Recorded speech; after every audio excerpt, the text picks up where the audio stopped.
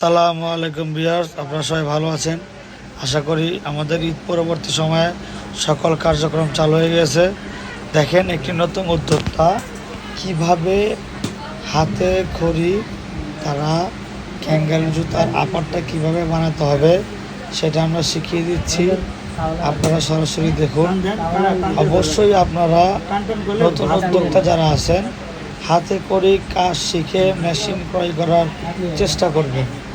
ইউটিউবে ডাউনলোড করা ভিডিও দেখে প্রতারিত না হয়ে অবশ্যই হাতে করে কাজ শিখে কারখানায় গিয়ে তারপরে মেশিন বা কাঁচামাল ক্রয় করার চেষ্টা করবেন।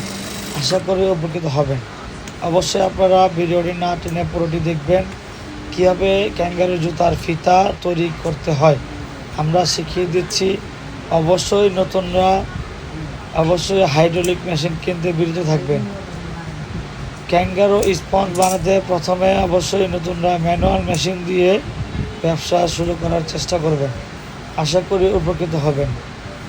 আপনারা ডাউনলোড করা ভিডিও দেখে প্রতারিত না হয়ে অবশ্যই পাইকারি মার্কেটে এসে পাইকারি মূল্যে কম দামে অল্প টাকায় পুঁজি দিয়ে ব্যবসা করার চেষ্টা করুন।